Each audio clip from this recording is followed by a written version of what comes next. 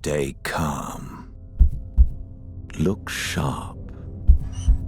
Keep silent. Slower. Gently.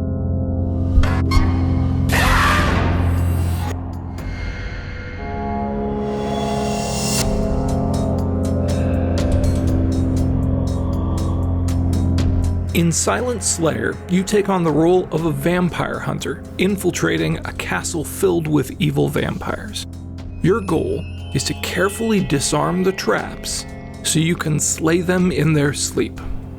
Shell Games wanted to work on a game about vampires because they'd really never done a horror game before, and vampires have such a rich depth of story and lore to pull from and create something new, but also that's going to satisfy fan expectation. When players first play in Silent Slayer, they will find themselves in a gloomy, creepy, and evil, but also incredibly gorgeous place called the Castle Jar. The game is scary for a lot of reasons. I think it starts with the environment. It starts with the ambiance. Our art and audio teams have done an incredible job of making the castle feel almost haunted. And as you're going through the levels, you will discover that there are creepy locations. There are empty libraries. There are haunted hallways. Sound plays a role in several ways. There's a lot of ambient noise to really set the scene and get the player immersed in the spooky atmosphere.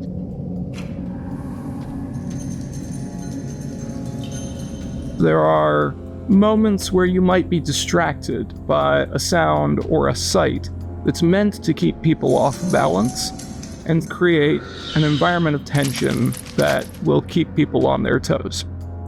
We initially designed the traps and props intentionally to reflect on the story of the castle and vampires that lives in there.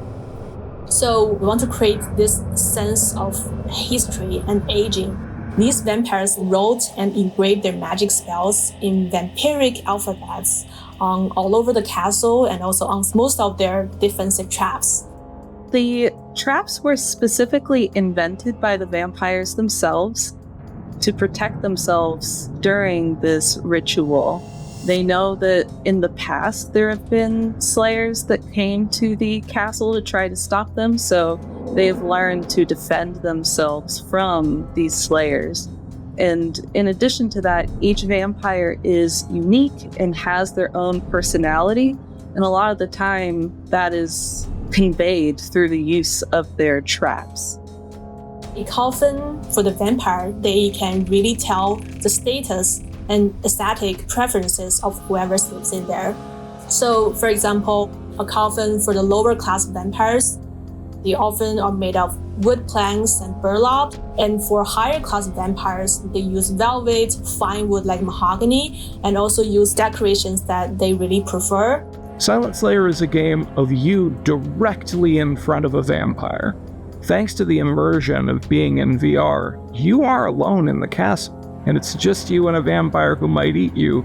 Imagine a creature with bloody red eyes and sharp teeth jumping out of the darkness to attack you.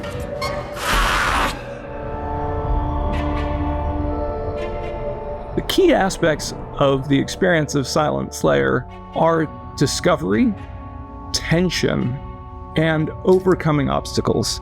It's a game about being really exact with your actions. It's not just about steady aim, it's about careful and slow movement across an entire encounter and being really cautious about the angle of something. And that's a new type of gameplay that it's been really exciting for us to explore. Players will face a variety of traps, so you need to be precise and quiet, and any wrong move and you might regret it. When the player arrives at the coffin, they first see the exterior. The exterior has more mundane traps, things you would expect. Crossbars that need to be removed, keys that need to be turned. Once they open the lid, that's where things begin to get a little bit more magical and mysterious. Wires of midnight steel are strung inside many coffins. The slightest touch causes them to sing out in alarm. So at first, you'll have to learn to carefully position your snips to get through those wires. Throughout the time that the player will be opening a coffin and trying to disarm the traps, there will be distractions that will come up, like you might see a spider drop down in front of your face, or if you open the coffin door, bats might fly out in front of you. While disarming traps, sound is used to warn a player to tell them how well they're doing. The watchful idol is a doll that watches the player, and if the player moves, the doll will start to scream just to tell the player, you messed up. Stop moving. The idea came from the design team wanting a trap that you could pick up with the hook tool, and if you moved it too much, it would trigger a sound to happen. And so at first we decided to create a bell, but we decided that a bell would be really difficult to make feel correct because there's so much expectation into how a bell feels. And so we decided to pivot from this real-world object to creating a more mystical object. So someone from our art team suggested a doll. And so we started exploring, okay, we have a doll that maybe it wakes up, and it isn't necessarily the player moving the doll that triggers it, but the doll seeing the player moving that triggers it. Finish this quickly before you're sensed.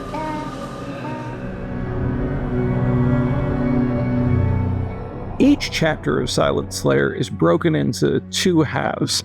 The first half is time with the book preparing for the coffin ahead. Baroness Khalida is next in line. The book is your only companion through the game, and, while occasionally a little creepy, the book has good insights, and you'll gain them both by listening to what it says and by perusing its pages, where you'll see diagrams of the traps, descriptions of how they work, and find helpful tips about how to progress. There are safe spaces called the Sanctuary. This is a space where they get the briefing from the book on the next vampire that they will be encountering. Grand Master Loretta, the clan's foremost craftsman, will be the next to fall. First, there are buying stones that the player must assemble, kind of like a big 3D jigsaw puzzle. The buying stones are used in a ritual to be able to complete an encounter with a vampire. So in order to do the ritual, the player needs to have access to the symbols on the bind stone. And in order to get the symbols, you need to assemble the bind stone. In the second half of each chapter, the Slayer is transported using the magical octant provided by the book to the vampire's lair. Here, they begin on the outside. You're standing where I was once condemned. Certain traps require the use of certain tools, so the player really needs to understand which tool goes to which trap. One of the things that we've done with our vampires in Silent Slayer is given them the ability, as they age and grow in power, to change their own biology. And one thing that they do in order to protect themselves is they can move their heart within their chest, within their torso. There is a tool that we refer to as the heart tool that players use to locate a vampire's heart wherever it may be in their chest. I really like that tool. We had several iterations on it. I think initially our early concept is to use a stethoscope, but then we quit on this idea because we want something that is more interesting and peculiar. So during brainstorming, we come up with an idea of using a living heart that will react to the vampire's still heart. Right now, it can transform from dead and mummified to alive and beating, and with all of those amazing visuals and audio feedback. Yes. In order to get to the vampire, the player must first find their heart. Then they perform the binding ritual to unlock the last magical barrier of defense that's keeping them from killing this vampire, and also bind that vampire in place. And so we want players to feel scared. We want them to feel the tension of those moments, but ultimately we want them to feel accomplished when they finally succeed in their goal and slay the vampires of the castle.